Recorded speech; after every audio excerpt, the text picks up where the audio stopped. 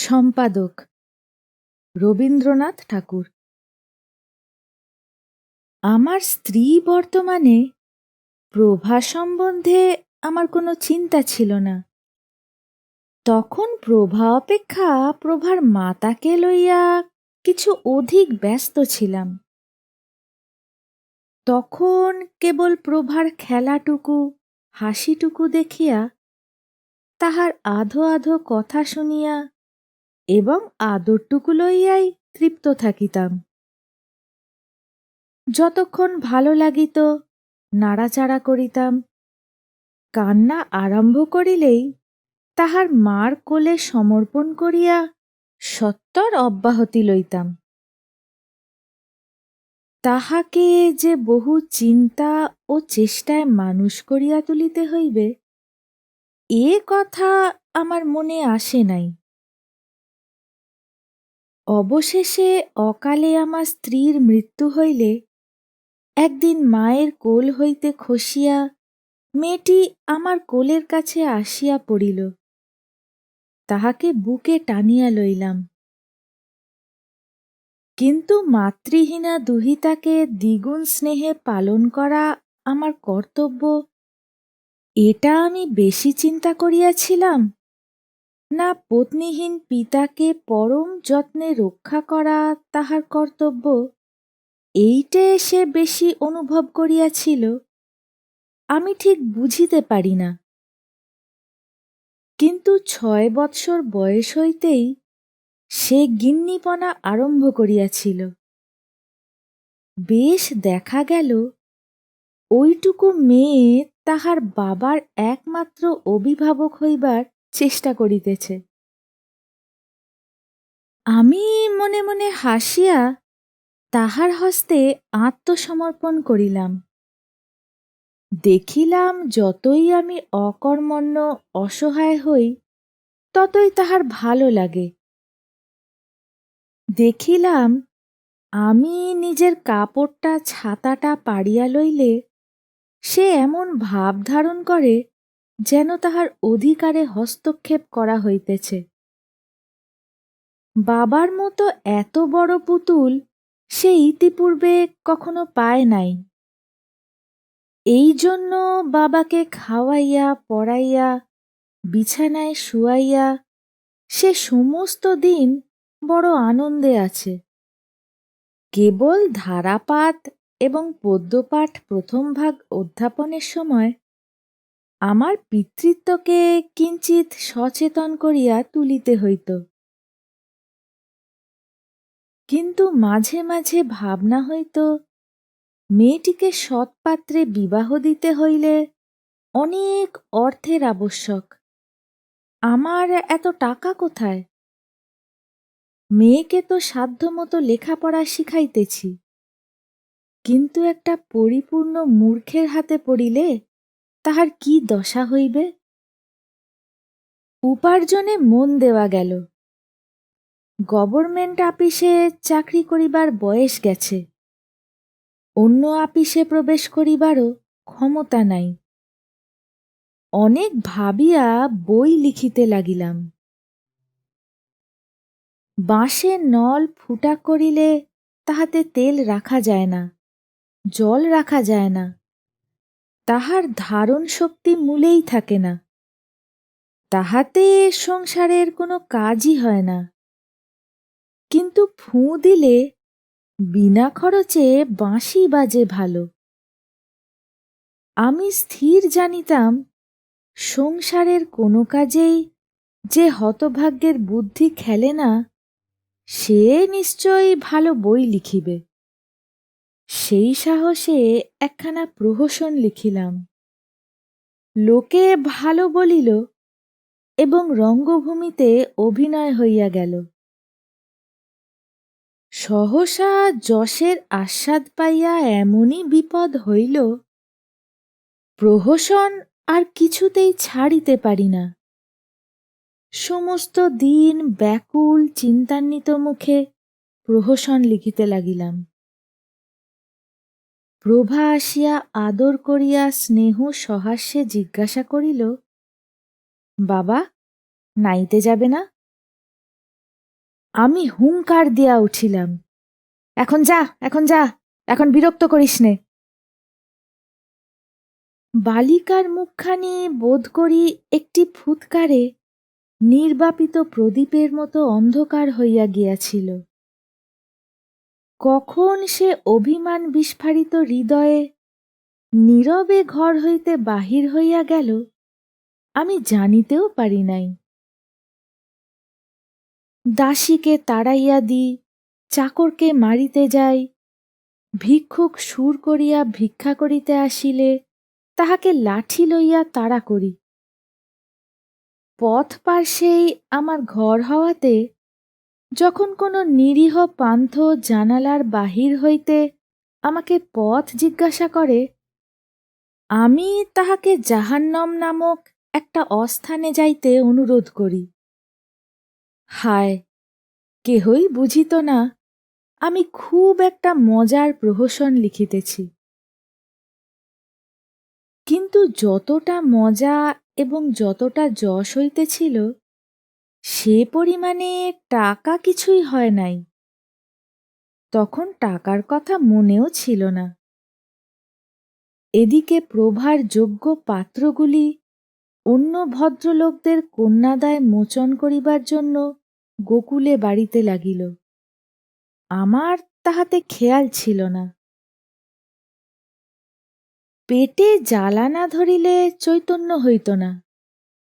কিন্তু এমন সময় একটা সুযোগ জুটিয়া গেল। জাহির গ্রামের এক জমিদার একখানি কাগজ বাহির করিয়া আমাকে তাহার বেতনভোগী সম্পাদক হইবার জন্য অনুরোধ করিয়া পাঠাইয়াছেন। কাজটা স্বীকার করিলাম।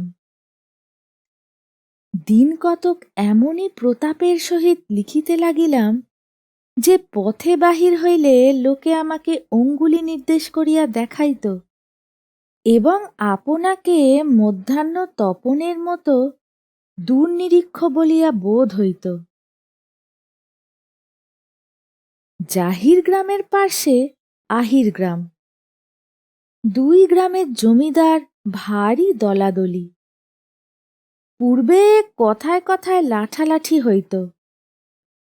এখন উভয় পক্ষে ম্যাজিস্ট্রেটের নিকট মুচলেখা দিয়া লাঠি বন্ধ করিয়াছে এবং কৃষ্ণের জীব আমাকে পূর্ববর্তী খুনি লাঠিয়ালদের স্থানে নিযুক্ত করিয়াছে। সকলেই বলিতেছে আমি পদমর্যাদা রক্ষা করিয়াছি। আমার লেখার জ্বালায় আহির গ্রাম আর মাথা তুলিতে পারে না। তাহাদের জাতিকুল, পূর্বপুরুষের ইতিহাস সমস্ত আদ্যপান্ত মসিলিপ্ত করিয়া দিয়াছি। এই সময়টা ছিলাম ভালো, বেশ মোটাসোটা হইয়া উঠিলাম। মুখ সর্বদা প্রসন্ন হাস্যময় ছিল। আহির গ্রামের পিতৃপুরুষদের প্রতি লক্ষ্য করিয়া এক একটা মর্মান্তিক বাক্য শেল ছাড়িতাম, আর সমস্ত জাহির গ্রাম হাসিতে হাসিতে পাকা ফুটির মতো বিদীর্ণ হইয়া যাইত। বড় আনন্দে ছিলাম। অবশেষে আহির গ্রামও একখানা কাগজ বাহির করিল। সে কোনো কথা ঢাকিয়া বলিত না। এমনই উৎসাহের সহিত অবিমিশ্র প্রচলিত ভাষায় গাল পাড়িত যে ছাপার অক্ষরগুলা পর্যন্ত যেন চক্ষের সমক্ষে চিৎকার করিতে থাকিত। এই জন্য দুই গ্রামের লোকেই তাহার কথা খুব স্পষ্ট বুঝিতে পারিত। কিন্তু আমি চিরাভ্যাসবশত এমনই মজা করিয়া এত কূট কৌশল সহকারে বিপক্ষ দিগকে আক্রমণ করিতাম যে শত্রু মিত্র কেহই বুঝিতে পারিত না আমার কথার মর্মটা কি। তাহার ফল হইল এই, জিত হইলেও সকলে মনে করিত আমার হার হইল। দায়ে পড়িয়া সুরুচি সম্বন্ধে একটি উপদেশ লিখিলাম। দেখিলাম ভারী ভুল করিয়াছি, কারণ যথার্থ ভালো জিনিসকে যেমন বিদ্রূপ করিবার সুবিধা, এমন উপহাস্য বিষয়কে নহে। হনুবংশীয়েরা মনুবংশীয়দের যেমন সহজে বিদ্রূপ করিতে পারে, মনুবংশীয়েরা হনুবংশীয়দিগকে বিদ্রূপ করিয়া কখনো তেমন কৃতকার্য হইতে পারে না। সুতরাং সুরুচিকে তাহারা দন্তোন্মিলন করিয়া দেশ ছাড়া করিল। আমার প্রভু আমার প্রতি আর তেমন সমাদর করেন না। সভাস্থলেও আমার কোনো সম্মান নাই। পথে বাহির হইলে লোকে গায়ে পড়িয়া আলাপ করিতে আসে না। এমন-কি আমাকে দেখিয়া কেহ কেহ হাসিতে আরম্ভ করিয়াছে। ইতিমধ্যে আমার প্রহসনগুলার কথাও লোকে সম্পূর্ণ ভুলিয়া গিয়াছে। হঠাৎ বোধ হইল আমি যেন একটা দেয়াশলাইয়ের কাঠি, মিনিটখানেক জ্বলিয়া একেবারে শেষ পর্যন্ত পুড়িয়া গিয়াছি। মন এমন নিরুৎসাহ হইয়া গেল, মাথা খুঁড়িয়া মরিলে এক লাইন লেখা বাহির হয় না। মনে হইতে লাগিল বাঁচিয়া কোনো সুখ নাই। প্রভা আমাকে এখন ভয় করে। বিনা আহ্বানে সহসা কাছে আসিতে সাহস করে না। সে বুঝিতে পারিয়াছে মজার কথা লিখিতে পারে এমন বাবার চেয়ে মাটির পুতুল ঢের ভালো সঙ্গী। একদিন দেখা গেল আমাদের আহিরগ্রাম প্রকাশ জমিদারকে ছাড়িয়া আমাকে লইয়া পড়িয়াছে। গোটা কতক অত্যন্ত কুৎসিত কথা লিখিয়াছে। আমার পরিচিত বন্ধু বান্ধবেরা একে একে সকলেই সেই কাগজখানা লইয়া হাসিতে হাসিতে আমাকে শুনাইয়া গেল। কেহ কেহ বলিল, ইহার বিষয়টা যেমনই হোক, ভাষার বাহাদুরি আছে। অর্থাৎ গালি যে দিয়াছে তাহা ভাষা দেখিলেই পরিষ্কার বুঝা যায়। সমস্ত দিন ধরিয়া ২০ জনের কাছে ওই এক কথা শুনিলাম। আমার বাসার সম্মুখে একটু বাগানের মতো ছিল। সন্ধ্যাবেলায় নিতান্ত পীড়িত চিত্তে সেইখানে একাকী বেড়াইতেছিলাম।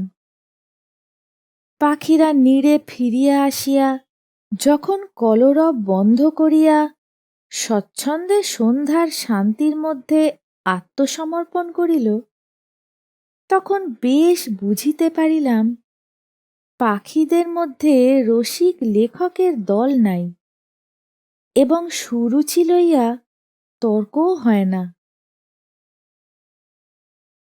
মনের মধ্যে কেবলই ভাবিতেছি কি উত্তর দেওয়া যায়। ভদ্রতার একটা বিশেষ অসুবিধা এই যে সকল স্থানের লোকে তাহাকে বুঝিতে পারে না। অভদ্রতার ভাষা অপেক্ষাকৃত পরিচিত, তাই ভাবিতেছিলাম সেই রকম ভাবের একটা মুখের মতো জবাব লিখিতে হইবে। কিছুতেই হার মানিতে পারিব না। এমন সময়ে সেই সন্ধ্যার অন্ধকারে একটি পরিচিত ক্ষুদ্র কণ্ঠের স্বর শুনিতে পাইলাম, এবং তাহার পরেই আমার করতলে একটি কোমল উষ্ণ স্পর্শ অনুভব করিলাম। এত উত্তেজিত অন্যমনস্ক ছিলাম যে সেই মুহূর্তে সেই স্বর ও সেই স্পর্শ জানিয়াও জানিতে পারিলাম না। কিন্তু এক মুহূর্ত পরেই সেই স্বর ধীরে ধীরে আমার কর্ণে জাগ্রত। সেই সুধা স্পর্শ আমার করতলে সঞ্জীবিত হইয়া উঠিল। বালিকা একবার আস্তে আস্তে কাছে আসিয়া মৃদু স্বরে ডাকিয়াছিল, বাবা। কোনো উত্তর না পাইয়া আমার দক্ষিণ হস্ত তুলিয়া ধরিয়া একবার আপনার কোমল কপলে বুলাইয়া আবার ধীরে ধীরে গৃহে ফিরিয়া যাইতেছে। বহুদিন প্রভা আমাকে এমন করিয়া ডাকে নাই এবং স্বেচ্ছাক্রমে আসিয়া আমাকে এতটুকু আদর করে নাই। তাই আজ সেই স্নেহস্পর্শে আমার হৃদয় সহসা অত্যন্ত ব্যাকুল হইয়া উঠিল। কিছুক্ষণ পরে ঘরে ফিরিয়া গিয়া দেখিলাম প্রভা বিছানায় শুইয়া আছে, শরীর ক্লিষ্টচ্ছবি, নয়ন ঈষৎ নিমীলিত, দিন শেষে ঝরিয়া পড়া ফুলের মতো পড়িয়া আছে। মাথায় হাত দিয়া দেখি অত্যন্ত উষ্ণ উত্তপ্ত নিঃশ্বাস পড়িতেছে, কপালে শিরা দপদপ করিতেছে। বুঝিতে পারিলাম বালিকা আসন্ন রোগের তাপে কাতর হইয়া পিপাসিত হৃদয়ে একবার পিতার স্নেহ, পিতার আদর লইতে গিয়াছিল। পিতা তখন জাহির প্রকাশের জন্য খুব একটা কড়া জবাব কল্পনা করিতেছিল। পাশে আসিয়া বসিলাম। বালিকা কোনো কথা না বলিয়া তাহার দুই জ্বরতপ্ত করতলের মধ্যে আমার হস্ত টানিয়া লইয়া তাহার উপরে কপল রাখিয়া চুপ করিয়া শুইয়া রহিল। জাহির গ্রাম এবং আহির গ্রামে যত কাগজ ছিল সমস্ত পুড়াইয়া ফেলিলাম। কোনো জবাব লেখা হইল না। হার মানিয়া এত সুখ কখনো হয় নাই। বালিকার যখন মাতা মরিয়াছিল তখন তাহাকে কোলে টানিয়া লইয়াছিলাম। আজ তাহার বিমাতার অন্ত্যেষ্টিক্রিয়া সমাপন করিয়া আবার তাহাকে বুকে তুলিয়া লইয়া ঘরে চলিয়া গেলাম।